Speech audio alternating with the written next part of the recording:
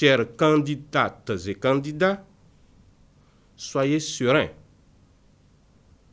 Ce n'est pas pour rien que les examens de brevet d'études du premier cycle et du baccalauréat ont précédé le vôtre.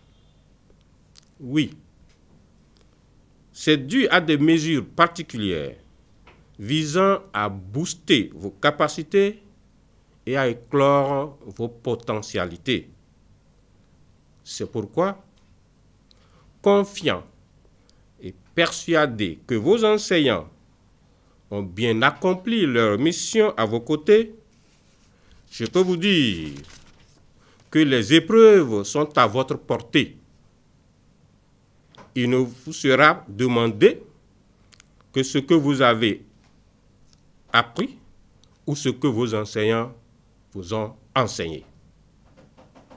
J'invite les chefs de centre, les surveillants de salle et autres personnes impliquées dans l'organisation du dit examen à adopter des comportements responsables et dignes qui ne perturbent pas la quiétude et la sérénité des enfants.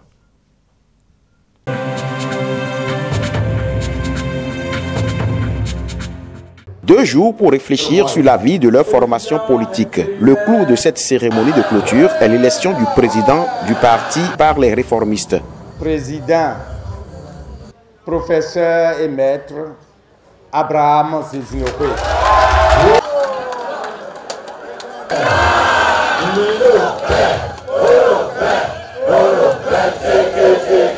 Première impression du nouveau président, unité, dynamisation et remobilisation. J'accepte cet honneur. Je compte également sur tous ceux qui vont nous rejoindre pour qu'ensemble nous fassions entrer véritablement le parti dans la nouvelle ère qui s'ouvre aujourd'hui.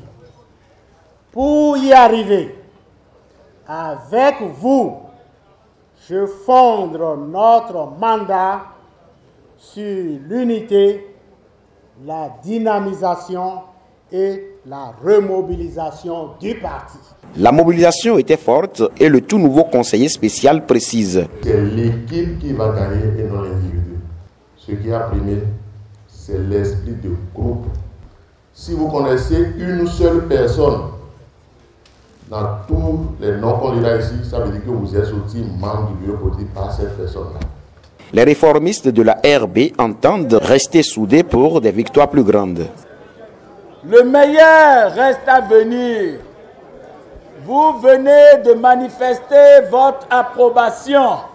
Vous venez de donner votre accord pour le bureau politique qui va nous conduire vers de meilleures destinées. Le congrès extraordinaire de Sun City vient ainsi de livrer son verdict.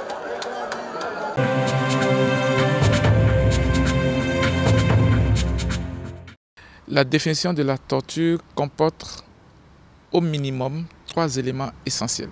Le premier élément, c'est un élément matériel, c'est-à-dire le fait d'infliger une douleur ou des souffrances aiguës à une personne. Deuxième élément qui est très important, c'est l'élément intentionnel.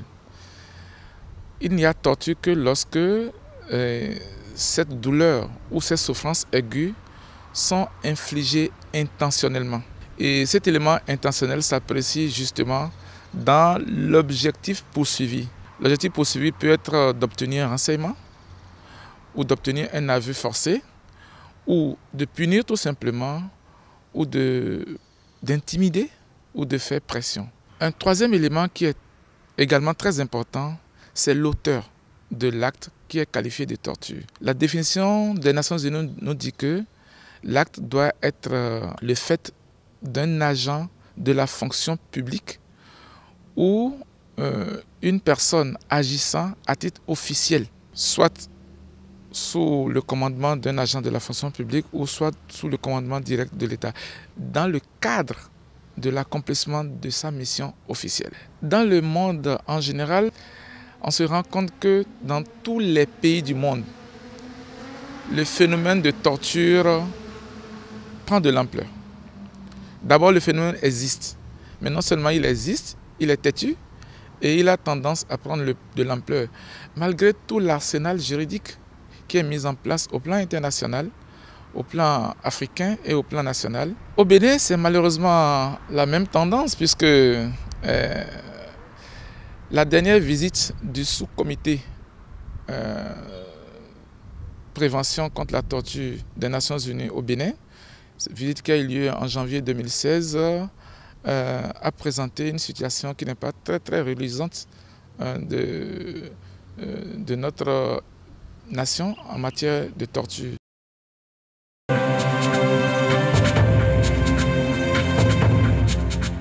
Qu'est-ce que vous appelez torture?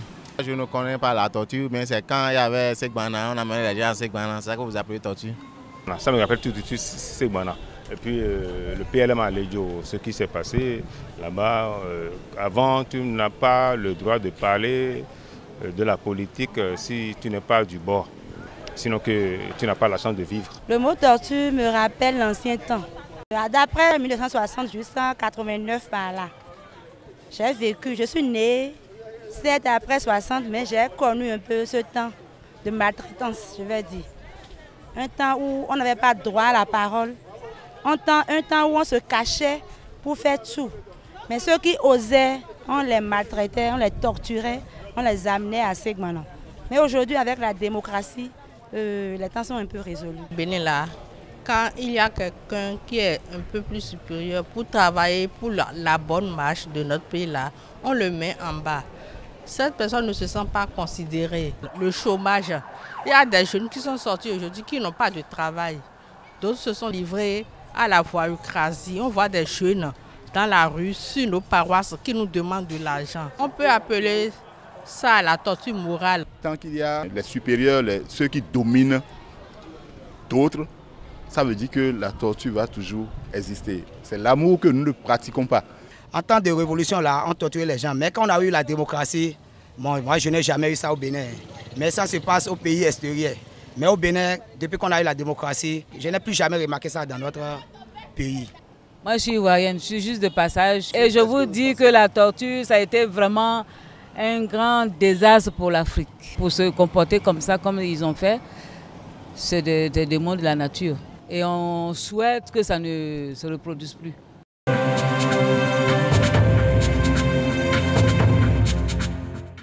Lorsqu'un produit génère potentiellement chez un sujet qui l'utilise une certaine dépendance, pour moi c'est la drogue. Même l'alcool constitue pour certaines personnes une drogue.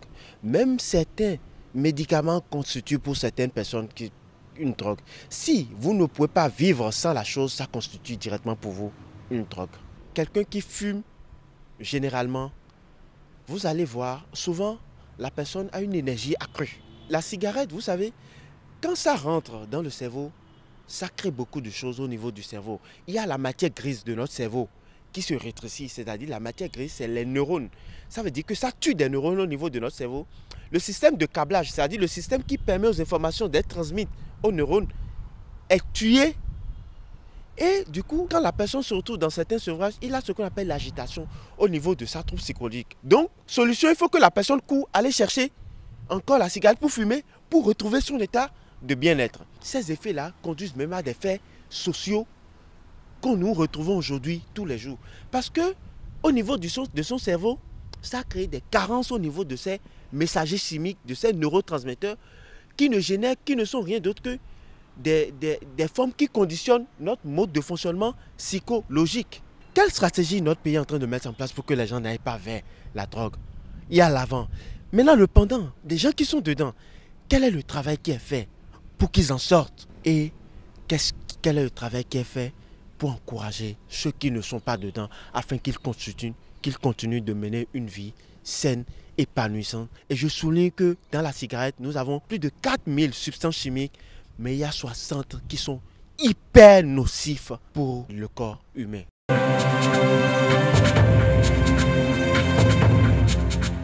Le blanchiment de capitaux et le financement du terrorisme sont au cœur de cet atelier des experts en traitement des informations financières. Il s'agit pour eux de faire une évaluation à mi-parcours de la collecte et de l'intégration des données. L'évaluation nationale des risques de blanchiment de capitaux et de financement du terrorisme est un processus d'identification et d'évaluation des risques de blanchiment de capitaux et de financement du terrorisme dans un pays donné, et d'analyser les principaux sources et moteurs de risques dans le but de concevoir des politiques et des actions efficaces basées sur le risque. Les présentes assises, conduites par des experts de la Banque mondiale, auront le mérite de répertorier les risques et les menaces dans bien de secteurs identifiés. L'approche par les risques, et on en parlera ce matin, est vraiment l'approche, la nouvelle approche du GAFI, enfin elle est plus nouvelle maintenant, mais c'est vraiment important. Il permet la flexibilité de l'adapter au contexte de votre pays. Et donc, on sera là tout au long pour vous aider à rédiger le rapport et préparer votre plan d'action. Parce que à ce niveau-là, quand les évaluateurs viendront, ils regarderont la conformité technique, mais surtout aussi la mise en œuvre des recommandations ou de votre plan d'action. La cellule nationale de traitement des informations financières a été mise en place pour lutter contre les risques de blanchiment de capitaux et du financement du terrorisme au Bénin. Elle est placée sous la tutelle du ministère de l'Économie et des Finances.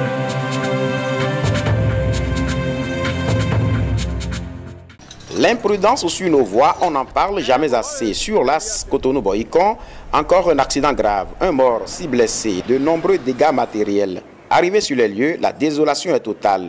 Nous avons constaté ce matin un accident mortel de la circulation entre un bus Comfort Line, un camion et un petit véhicule à hauteur de Tegon dans l'arrondissement de Zoko. Une fois sur les lieux, les premiers éléments recueillis montrent clairement que le bus Comfort Line qui a quitté Cotonou a effectué un dépassement dans un virage à hauteur de Tegon et s'est retrouvé nez à nez avec un camion. Donc la collision était inévitable. Le camion a percuté encore un petit véhicule qui s'est retrouvé également dans le décor. Nous avons enregistré un mort sur le champ. Il s'agit du conducteur du bus et 7 blessés. Nous avons évacué d'urgence avec l'aide des sapeurs-pompiers à l'hôpital de Goro. C'est encore l'occasion pour demander, pour appeler nos conducteurs à la prudence. La vie est chère et très chère. Et je leur demande, surtout nous les hommes, je nous demande de respecter le code de la route et de prendre exemple sur les femmes. Parce que nous constatons qu'il est rare qu'une femme au volant occasionne un accident. Les femmes sont plus prudentes que nous. Les blessés suivent les soins intensifs pour leur prompt rétablissement.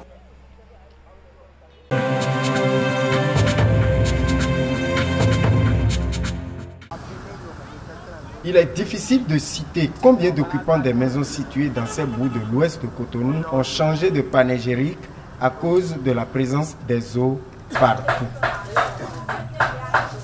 Je suis en train de libérer l'eau dans la maison parce que toujours à Gonticon ici, il pleut là. Il y a toujours l'eau qui nous dérange, quoi. On n'a pas la paix chez nous. Tout comme à l'est, dans les quartiers Rendé ou autres contrées endémiques d'Akpakpa, les populations d'Agonticon, Aïloté et Tonato vivent dans les eaux comme des batraciens. C'est une situation qui ne les arrange pas et elles ne cachent pas leur colère. Vous pouvez rentrer dans ma chambre, ma salon ou chambre à coucher, dans toutes les chambres. De l'eau un peu partout. On ne sait même pas là où rester. Hein? C'est malheureux. Ces eaux qui persistent dans les vents, aux devantures des maisons, sur les cours communes et même dans les chambres et dortoirs, paralysent les activités et sont source de maladies. Je n'arrive pas à dormir. Et en plus, les moustiques nous piquent. Regardez nos devantures. J'ai laissé ma chambre là-bas. Tous les matins, je prends mon sac comme ça, comme un écolier. Je vais m'installer ici. Regardez. J'ai des plaies un peu partout. Tous mes pieds sont enflés. Avec des plaies. Regardez la vieille qui est là-bas. Regardez son pied. Mon quartier, ça ne va pas. Mairie aussi n'a qu'à nous aider. On est en train de souffrir. Toutes les maisons du quartier, on est dans l'eau. C'est pas du tout bien. Il y a des enfants qui promènent dans l'eau. Et il y a la maladie. La mairie ou l'État est d'accord. Mais en attendant, et si on s'organisait dans les quartiers sinistrés de Cotonou pour les remblais, n'est-ce pas là un début de solution?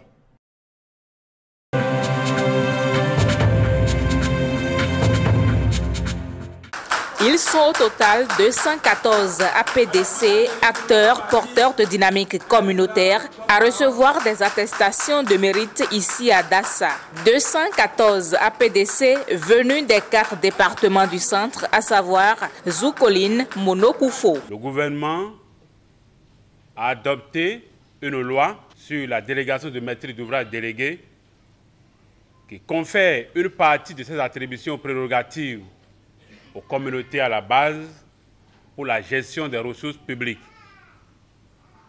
Mais la mise en place de ce mécanisme ou de cette approche n'a été facile que grâce à votre engagement personnel et collectif. Vous êtes une cheville ouvrière du projet de service décentralisé conduit par les communautés. Et cette cheville ouvrière a droit à une récompense. À travers cette distinction, les responsables du PSDCC, projet de service décentralisé conduit par les communautés, veulent reconnaître le travail abattu par ces hommes et femmes pour la réussite du projet. Le PSDCC, un projet qui a pour principal objectif d'améliorer l'accès des populations aux services sociaux de base décentralisés. Merci pour tout le monde, merci pour tout effort. Il faut le noter, un APDC dans le cadre du PSDCC est un membre de la communauté bénéficiaire. Il est élu comme responsable d'un des organes d'une association de développement villageoise. Ils sont des relais qui accompagnent les communautés à la base.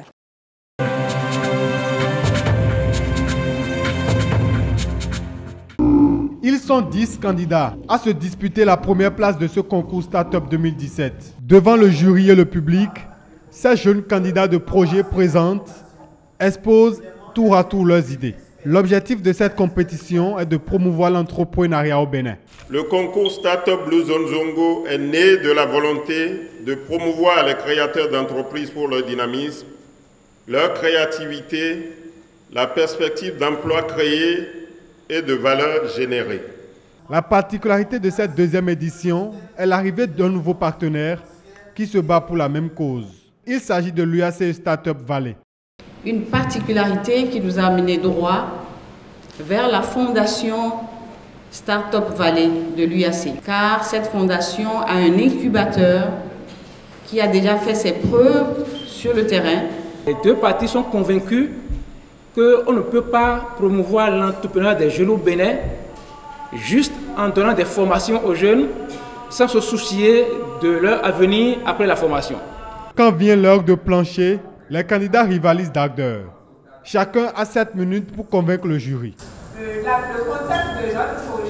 Et quand vient l'heure de vérité, le jury porte son choix sur le projet Freshy Kids. On est soulagés. Et on est très heureuse d'avoir reçu le prix, le premier prix, le prix des leaders. Et on espère qu'avec ce prix, on pourra vraiment concrétiser notre projet. Outre cette première place, 5 autres projets ont également reçu des prix. Ils vont recevoir dans les prochains mois des conseils d'experts et des formations gratuites pour le développement de leurs projets.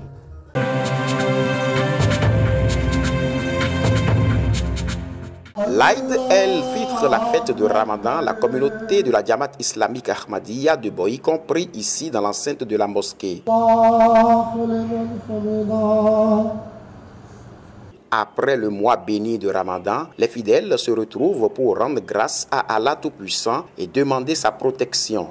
Le saint prophète Mohammed sallallahu alayhi wa sallam a dit que Dieu m'a dit As-Sawmoli wa najzi que le carême c'est pour moi, c'est moi-même qui sera récompense de cela.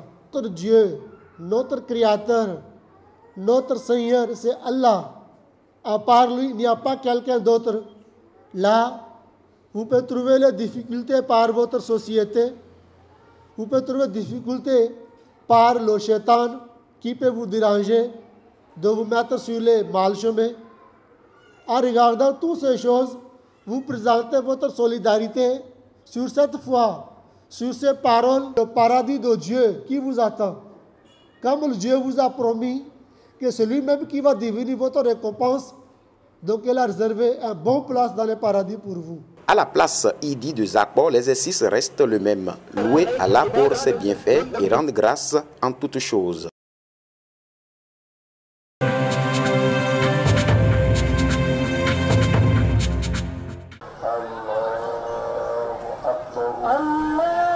L'imam Abdou Razak Samari donne ainsi le top de la prière. Conformément aux prescriptions, le rituel ici est exécuté en 2 rakats ou génuflexions. L'acte met fin à un mois lunaire de privation de tout genre, notamment s'abstenir de manger, de boire, d'avoir les rapports sexuels de l'aube jusqu'au coucher du soleil. Ensuite, après une dizaine de minutes, le célébrant à travers le sermon du jour, dit en arabe et en dendi, fait des recommandations à la communauté. En islam, on ne tolère pas la tricherie, la haine et la jalousie. Occasion pour les autorités à divers niveaux d'inviter la population, entre autres, à davantage de tolérance interreligieuse. Notre sens d'amour, notre sens de pardon, nous l'avons cultivé pendant les 29 jours et je crois qu'il va falloir que nous continuions. Nous continuons dans le sens de l'harmonie qui existe entre nous et les autres courants religieux. Et ce Ramadan, nous avons vraiment apprécié ce que Dieu nous a fait parce que nous l'avons passé dans de très bonnes conditions. Nous disons merci à Dieu et nous remercions tous les musulmans. Et nous prions pour eux que Dieu leur donne la santé, la longévité et surtout que la paix dans notre pays, le Bénin, que Dieu nous garde cette paix-là. En rompant ses liens avec les commodités de la vie, même pour une courte période de temps, la personne qui jeûne ne peut que ressentir de la compassion envers ceux qui ont faim, en plus de grandir spirituellement, disent les islamologues.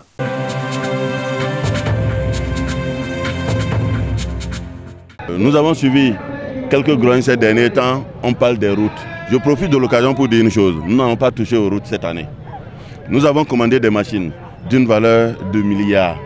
On ne va pas commander des machines et se mettre encore à dépenser 200 ou 300 millions pour réparer ces routes. Non. Nous allons patienter. Après la pluie, les machines seront là et nous allons réparer toutes les routes de Parakou. Ce n'est pas une seule route, ce n'est pas un seul pont.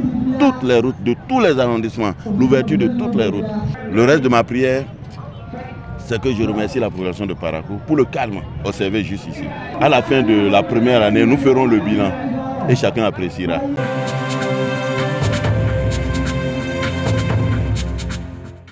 Ils ont tous répondu présents, les filles et fils de Tori, à leur fête patronale dite Torihui. Dans leur tissu confectionné pour la circonstance, tout a commencé par une messe d'action de grâce pour célébrer les 60 ans d'existence de leur église Saint-Jean-Baptiste. Aux côtés des filles et fils de Tori, la présence remarquée des autorités politico-administratives. Nous sommes venus les soutenir. C'est un vecteur de développement.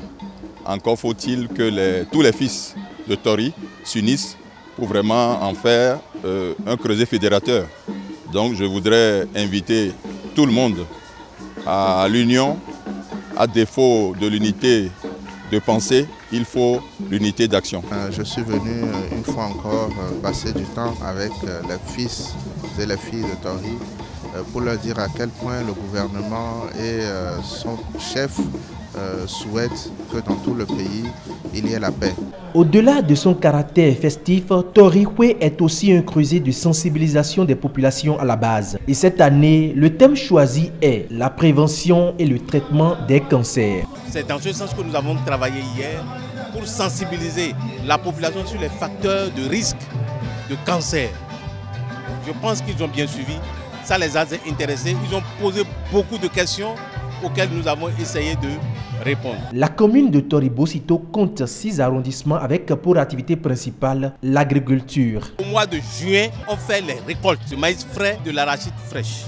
C'est dans ce sens que nos parents, pour fêter la récolte du maïs, ils ont associé la Saint-Jean-Baptiste à Torikwe, où tous les enfants de Tori se retrouvent. Le but visé à travers cette initiative reste la pérennisation des relations fraternelles.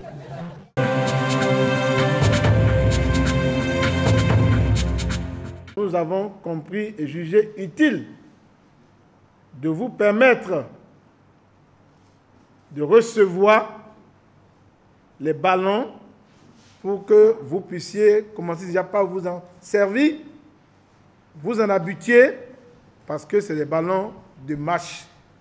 Il y a 60 clubs, si j'ai encore de la mémoire, pour mes exercices mathématiques de la classe du 5e, ça fait 480 ballons. Il va rester 20 ballons. Les 20 ballons qui vont rester iront à l'équipe locale qui prépare la compétition du CHAN et qui va être à l'épreuve le 16 juillet prochain à Lomé contre l'équipe togolaise en match aller. Donc, les ballons qui sont venus, les 500, sont allés aux utilisateurs. On n'a rien gardé ici pour dire non, non, non.